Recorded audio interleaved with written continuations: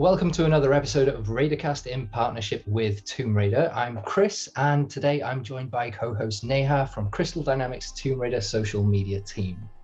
How are you doing? I'm good. How are you? Really good. I'm very, very excited about today. Been looking forward to this Me too. for ages, and I'm so excited. I'm excited too. I've gotten to speak to Noah plenty of times before, but I've never actually really spoken to Jason that much. Only like once. Cool. So, in celebration of Tomb Raider Legend and Anniversary Month, we have some special guests from the development teams who we invited to chat about Lara's mid-2000s adventures. Shall we dive in?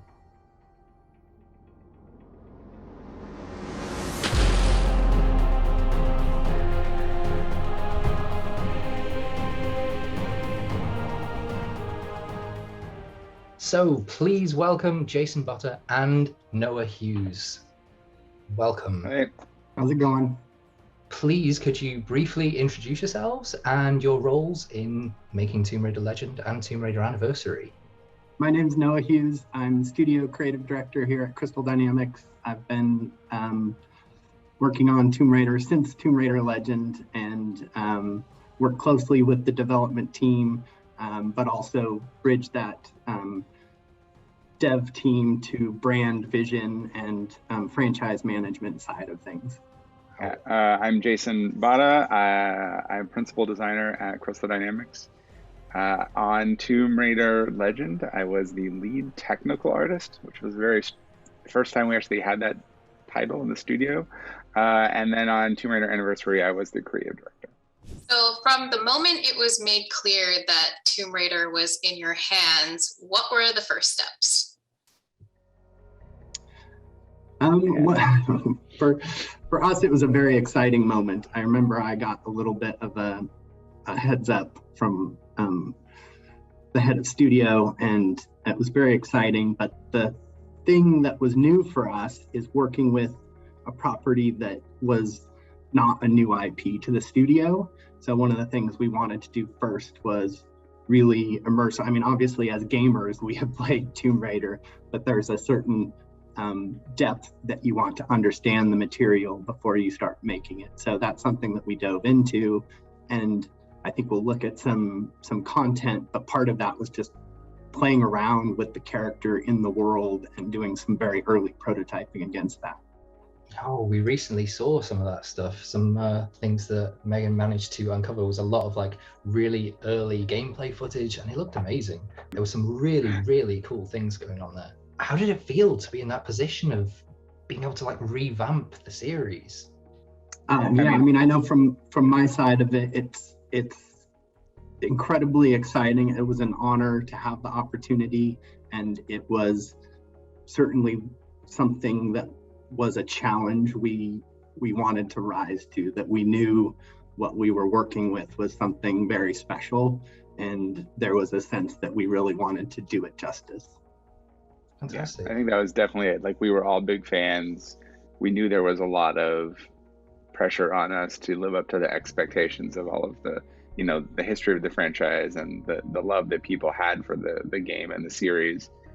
And so just, to do our best, and then also to bring it forward, to invent the next chapter in Lara's history. I mean, she was, she had such a, she had many games before we took over the franchise. And so it was sort of continuing that tradition and always trying to, bring, Lara into the forefront of gaming again and take her on her next great adventure. So it's good times. That's really exciting. So Chris mentioned all the footage that Megan has been digging up, and we released like a lot of beta gameplay videos. Were there ever any thoughts to simply continue within the same timeline as the previous 6, or was the reimagining of this series on the cards from early on? We looked at both directions. I think we looked at picking up the story a bit closer to where it had left off. And we also looked at stepping back a little bit and looking at the franchise across media. And I think in the end, that's what we ended up doing, is realizing that as much as the games were the foundation of the Tomb Raider experience, that we had a lot of people that were familiar with the films and came into falling in love with Lara Croft through the movies as well. And some of what we did was try to take a step back and unify those two lenses into Lara's world, and pick up a little bit farther away from where Core had left off, as an opportunity to really start a new chapter in Lara's story with everything that came before it in mind. Fantastic. Yeah, Angelina Jolie had such a big impact, like on the series, on the character. It's just like one and the same for a lot of people still today. I think when they see Angelina Jolie, it's Lara Croft. It's brilliant. Yeah, amazing casting on that one. Yeah. So talking about those early days, could you tell us about maybe some of the early suggested storylines that didn't pan out for one reason or another, or just like some jokey ones that were sort of thrown around back then, if you remember any? Man, you remember any? No, I can't remember any other ones. I mean, the only thing I remember is that we very early on wanted to make it, a much more emotional journey, right? Which is why we, ended up making, a lot of it about her mother and her family. Like, I know that was a big thing for us. I think there was, I can't remember what was sort of the exact specifics, but, we wanted to bring more of an emotional connection to the character, because I think even, we've talked about it in the past, but like how Lara had been sort of very, she'd sort of been a character that was very aloof, and we wanted to sort of bring more of a connection for players to be able to relate to her as a heroine, right? So I think that was, a big thing for us. But do you remember any specifics of the narrative itself? I mean, I think probably looking at that continuation of the series from where it left off, we had played with that a little bit more. And I think one of the things we realized was that it felt like Core wanted to go someplace with that, and it felt like we couldn't it's almost like we couldn't do it justice as newcomers to the franchise. So there was this space around that was enticing to dig into, but also was a little bit intimidating. So I think that was something that we played around with a little bit. Cool. So can you talk us through some of Lara's early designs, from her appearance in Angel of Darkness through to Legend, and the decisions which guided her creation? Yeah, I mean, I taking the character visually was a similar approach, which is starting with the elements that made her great to begin with and trying to really retain those, but bring them forward. One of the things that was particularly exciting is we had Toby Gard came on board as someone who could help us work with both characterizing Lara on a narrative front as well as visual designs. So in some ways that gave us more confidence to evolve those Lara designs, and it was actually super fun to see Toby sketching all of these possible visions for Lara's visuals.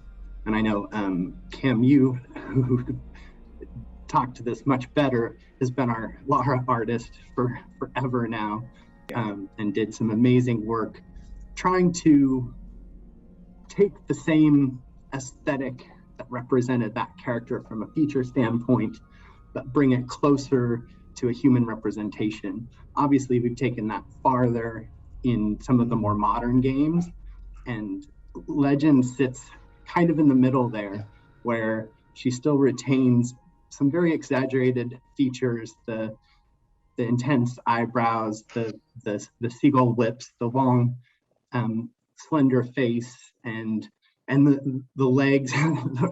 We always one of the things that we realized is her knees are very narrow, that it gives her legs a very long look, but it's just another aspect of her features that are exaggerated in some ways. So our goal was to make her high fidelity and both in her movements and her visual to really come to life as a character. But it is interesting when you're trying to take such extreme features and blend them with human proportions. And so it's one of the things I like about the character design in Legend is it sits squarely in the middle there.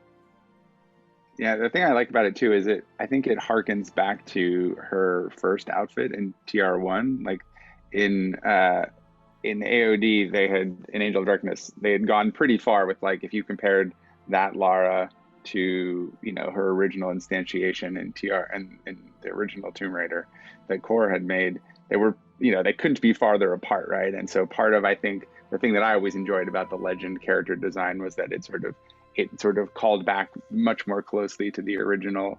I mean, you can see them behind you, right? That the anniversary, and which, you know, was once again, you know, derived and based on the Legend model, but still I think has a lot of the core components with the holsters and the shorts and the tank top, right? And we just sort of took those sort of elements and made that part of the core redesign. So that was the part that I liked. It made her, in my mind, feel very adventure-y, and I think that was a big part for us, was getting back to that sort of, you know, adventure-y, out in the wilds feeling. I mean, from the opening scenes where she's, you know, going along the cliffs and near the waterfalls. Like, I mean, I love that intro to the game. So it's an iconic start to a game. I think that is.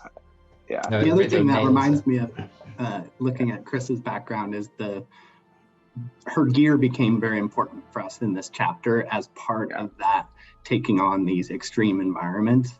And so the grapple, obviously a signature element, but you can see her character design itself was meant to showcase some of that visual aesthetic of being well equipped for the journey. So Lara is a really British character. Was it a challenge to reimagine her with a team on the other side of the world? What was that like?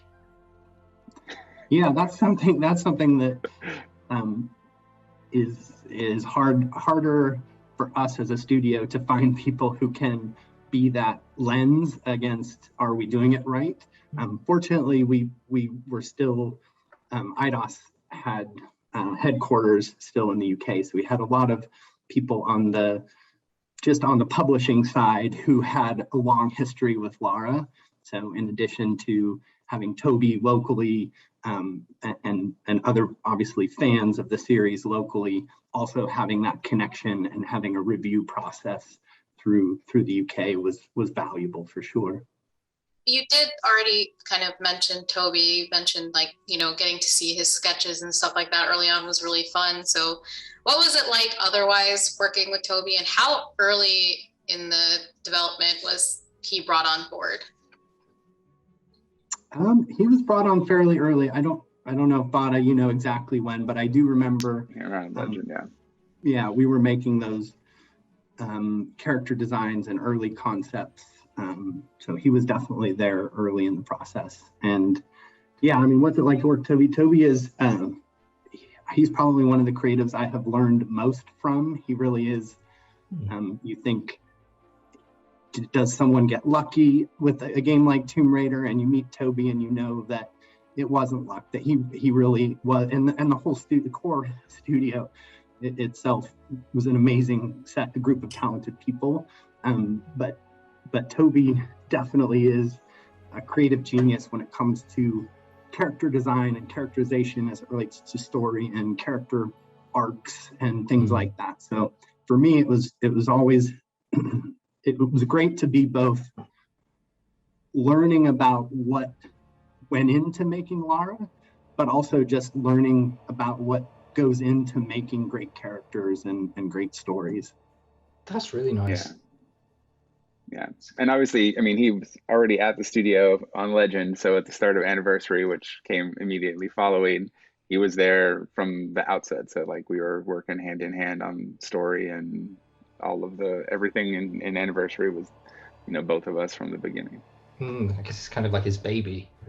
Yeah, it was definitely his baby. I was like, the stepfather. As terrifying as it was to make a sequel to a core game, to to reimagine a core game as Bada did was particularly intimidating, and that was another area where at least having Toby there right by Bada's side gave him that extra insight and gave us all confidence that we could do it with respect and credibility. That's good. Yeah, and I think it gave me the freedom to try things and know when I'd gone too far on the design side or where we were trying to push too far and change too many things. He would sort of definitely, be like, I don't, this isn't even, this isn't not close to what we were doing, and I feel it's pushing too far away with the character. So it was a really nice sort of, he was a good litmus test of like, hey, this is the right thing to do, or we're trying to do something too far. So it was really nice having him there, and I think it gave us the freedom to experiment and change the right things and not be afraid that we were gonna offend anybody. So it was invaluable.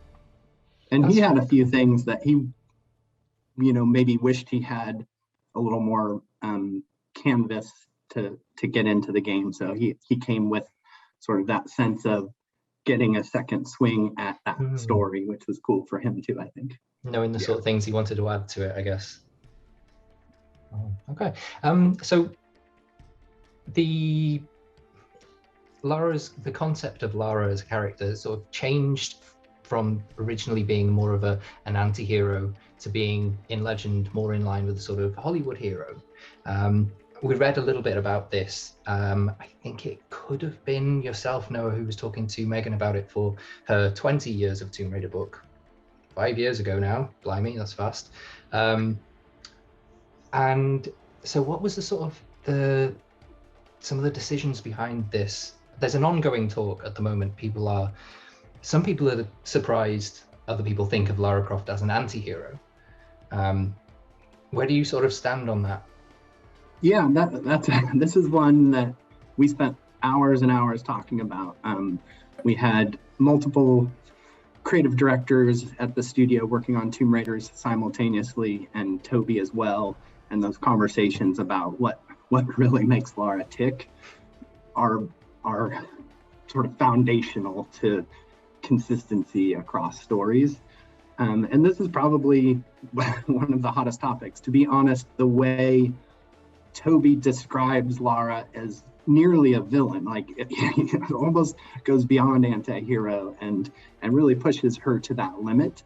One of the things we realized is that not everyone took that from all of those stories, that there's actually a degree of interpretation of how much, what her motivations are. We had nerdy conversations like lawful good versus chaotic good versus Lara Croft in Dungeons and Dragons. Let's do it. That's right. And even crazy hypotheticals like if the street urchin stole a key that was the only key that could open the door to save the world, would Lara shoot the street urchin in order to get the key before the world ended?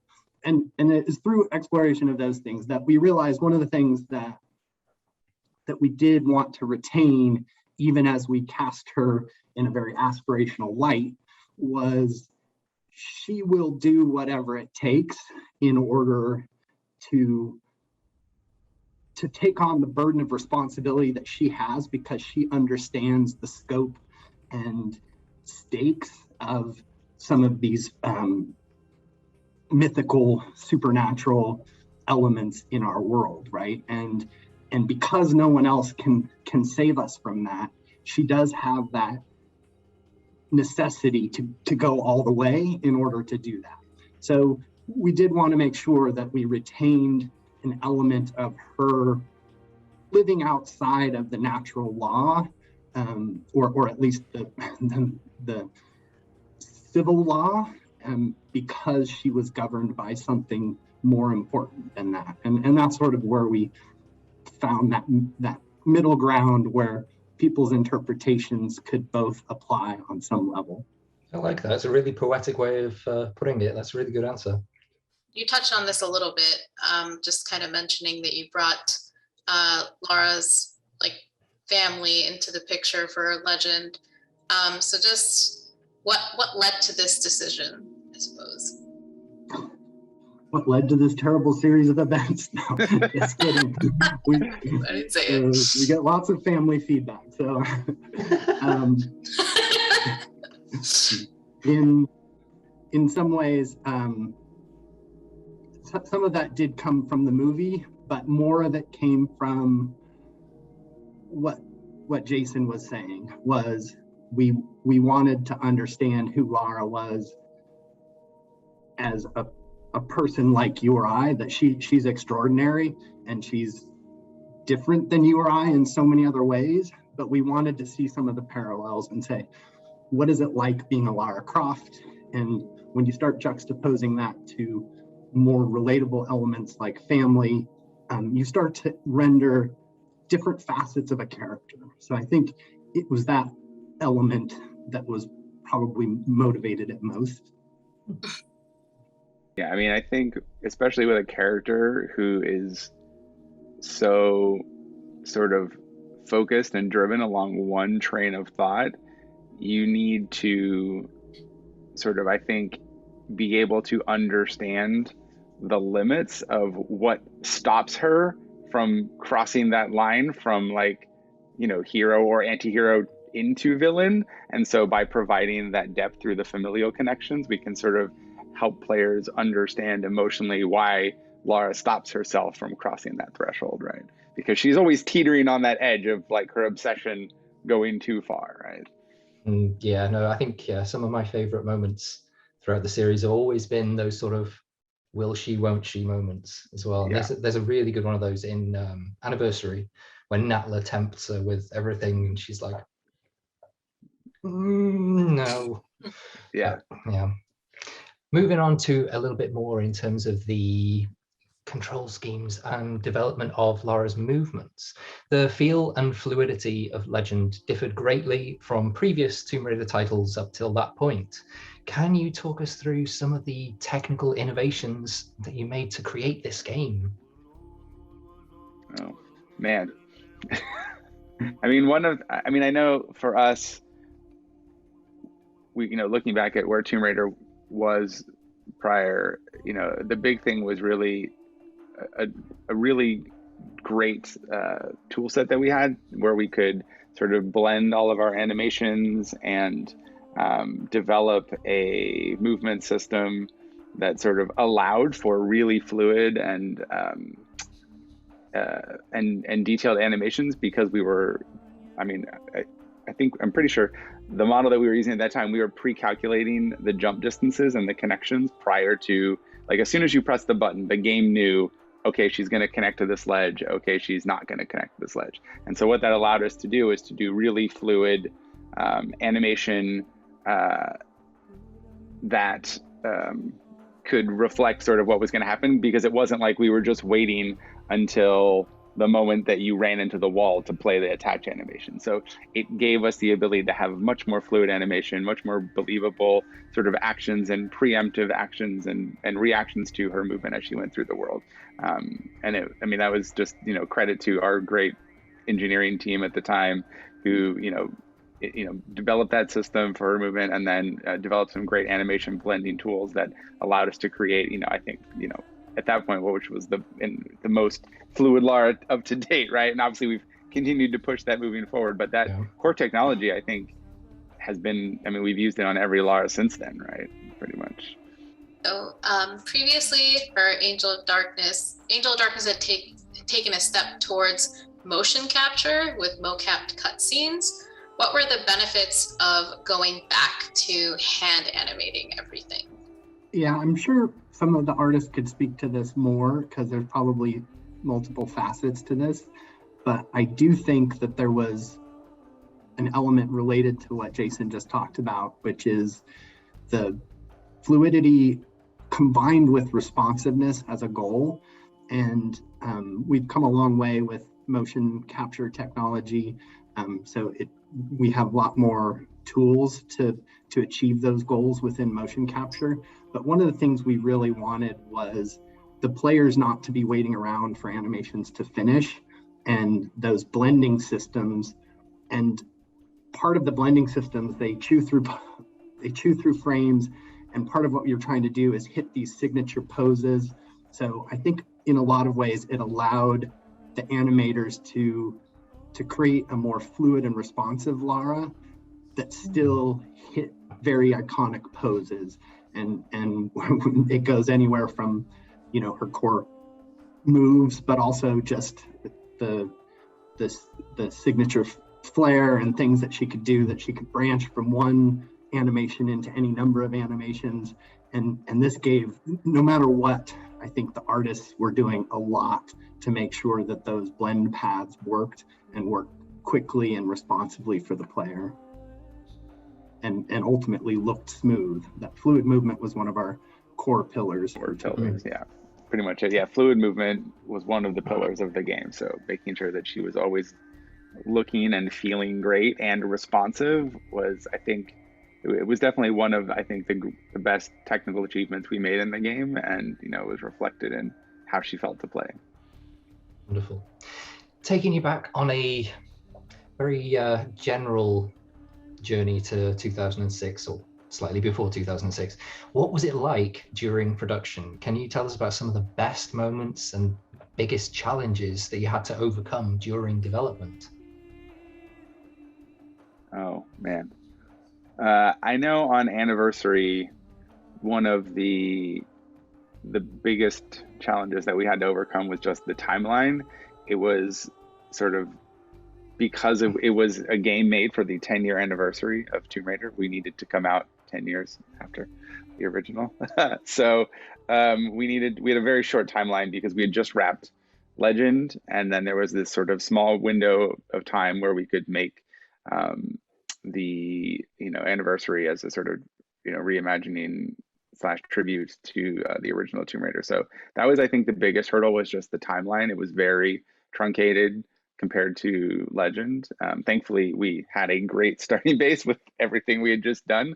So, along with the help of the team up at BuzzMonkey, we were really able to, I think, crank out a very, as I think it might even be larger than Legend Anniversary, as far as game size, in a very short amount of time with a pretty small team. So yeah, that's really impressive. Like it's like, I think it's like twice the size or something. Yeah, it's pretty massive. I blame Toby for that one, for making the original Tomb Raider enormous. And we cut so much. You are probably familiar with the original Tomb Raider and how big it actually is. It is massive, the original. So even in Anniversary, which was twice as big as Legend, we still probably only did, I don't know, I would say a quarter of the size of the original Tomb Raider. It's really huge. Wow. No, it's still a massive achievement. Like, yeah, blimey. I think some of the things on Legend, some of the wins for Legend were early on to some extent. That one, I think a few moments that capture Lara in all her awesomeness, things like the Tiwanaku climb and doing that cartwheel up, and there's just something about her climbing that sheer face and doing it with such grace, that it was very exciting to capture that Lara very early in development. And then other moments like the waterfall in Ghana, doing that swan dive off the waterfall, and just the big reveal of secrets behind the waterfall that you were just cinematic. Dying to explore.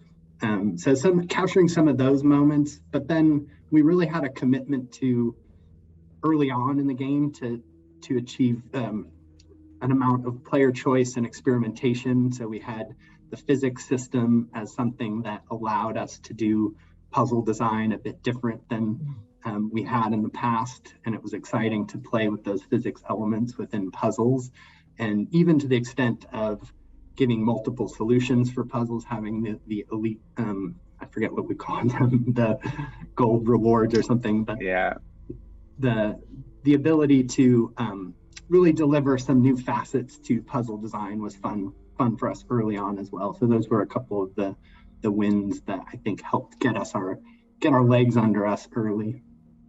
Yeah, once the physics system came online and we were able to sort of create these analog puzzles, I really think that it motivated the team and sort of inspired everybody to see like, oh, how far can we really push this, and how, you know, how complicated can we get? And those dynamic elements in combat too that you see in some of those early videos, whether it's shooting an element in the environment or pulling it down with a grapple, really trying to make sure that the world was dynamic in puzzles as well as ambient ways. Yeah, I do remember the headaches from all the physics puzzles too. I mean, anytime you give players analog control over anything, I mean, the amount of bugs that you can create in situations they can get themselves into is, you know, it's sort of almost infinite.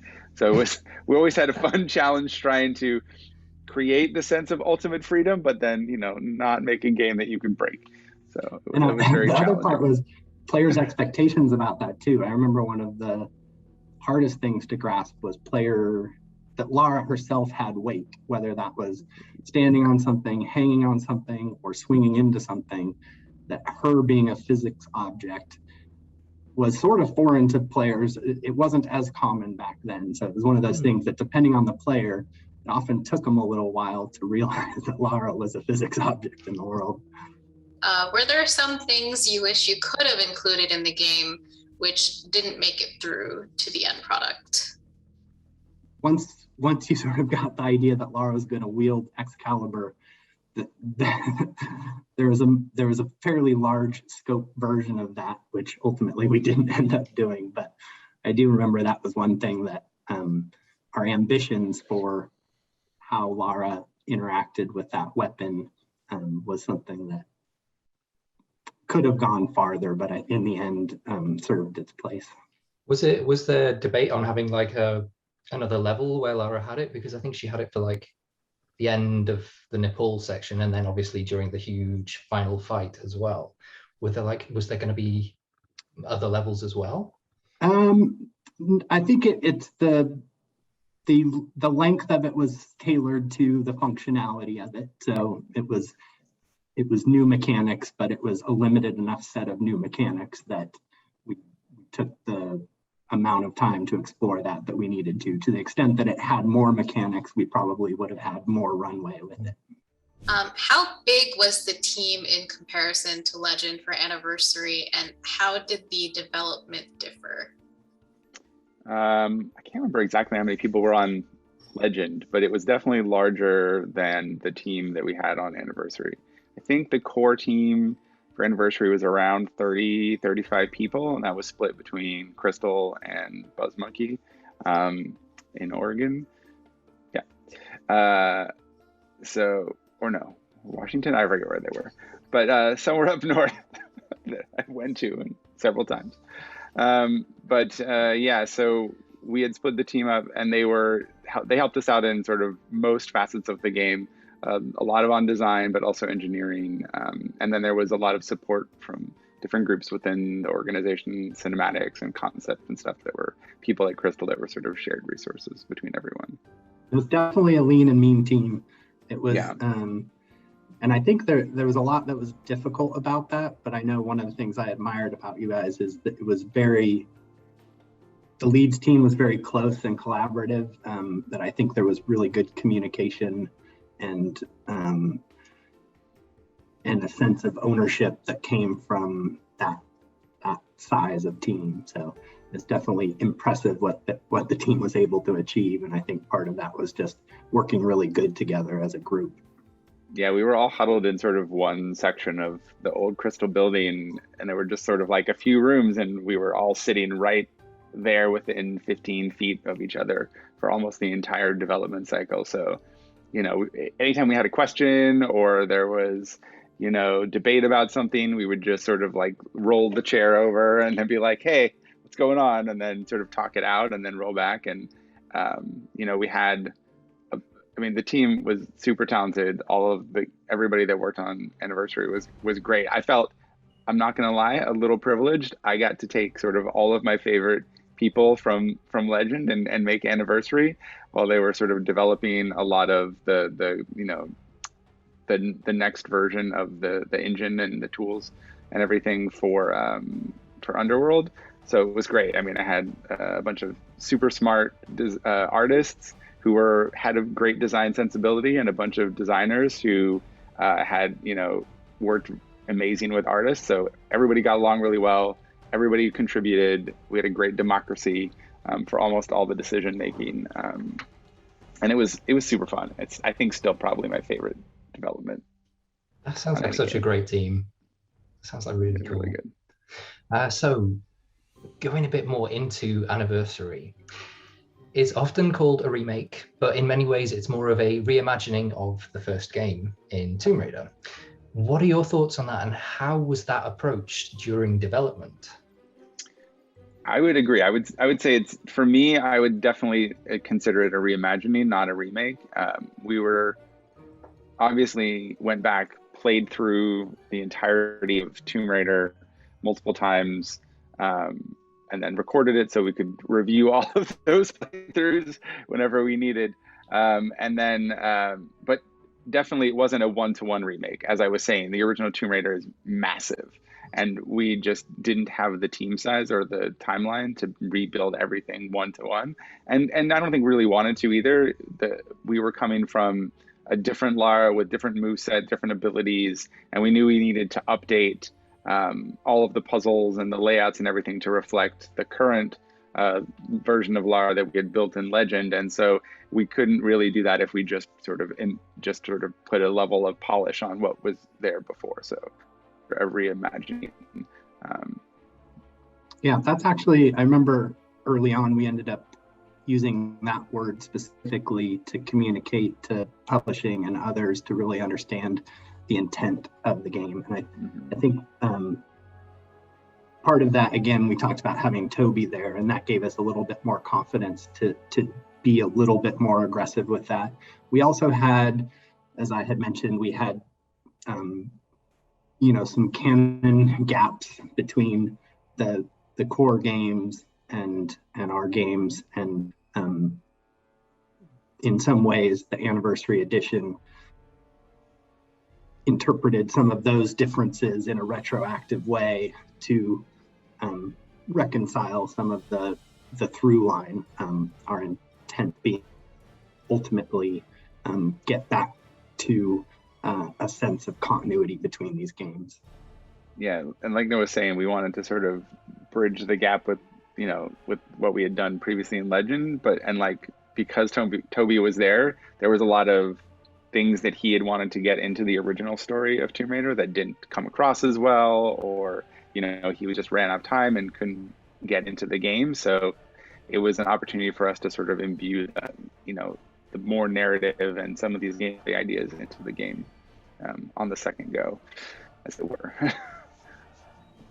So I know you mentioned, obviously, you talked about how the original game was massive, and you said, I guess you covered like a quarter of it.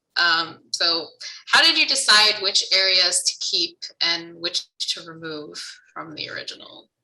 Yeah, it was really, I think, pinpointing the rooms and the spaces and the gameplay sequences that resonated with us and really stood out. They had, that were iconic and had sort of unique architecture or, signature gameplay moments, whether that's against certain enemies like, the T-Rex, or, like the reveal of the waterfall in Peru with the giant gears, or, even like St.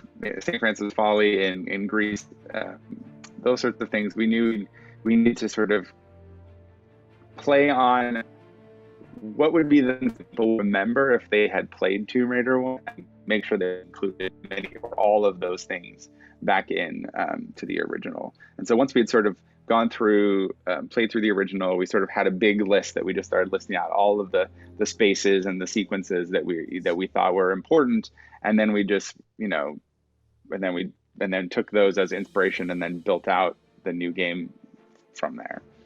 I'm going to ask a super, super geeky question, and I don't know if it's something that's going to be able to be answered, but it's something that's been playing on my mind for the longest time, and I really hope someone can answer it. I've always wanted to know about Tihokun's empty tomb in Tomb Raider Anniversary, because did you intend to bring him back at some point in the future? And was he intended as the culprit who was sealing ancient rulers in crystal in Legend. You had the Queen of Tiwanaku, you had King Arthur, and then you also saw Tihocan sealing Natla inside a crystal. Was that a deliberate, he's the one doing it? Or was that just oh, there are these people who can do things with crystals? Noah, do you remember? I don't remember exactly. I wish Toby were here to answer that question. One of the things I will say is that we do look at the Atlantis thread as sort of core underpinnings to the franchise. So those characters do have roles in the background, and it's exciting for us to have the opportunity to weave some of those things in. But I think for it, we can't speak to specific intent in that context. Afraid of that. What were some of your proudest moments when it came to making these two games? For me, I mean, being on Tomb Raider, I think just in general was such a huge privilege. Like, that was so amazing to get to work on it as a franchise, and having, you know, worked on it for the last 15 years, it's been great the whole way through. I love Lara and Tomb Raider. I would say for me, the proudest moment was just getting Anniversary done. It was so hard. I don't think I slept for like a week as we were trying to like, but you know. Speaking of hard, you know, my proudest moment? Which one? Beating that pyramid level you built. Yeah, it's the level that I've gotten the most flack on over all the years, was that the going up the giant pyramid, the wall runs in the Lost Mines. Yeah. I don't know why I made that so mean. I remember when we were developing it. Just admit it. I don't hate players.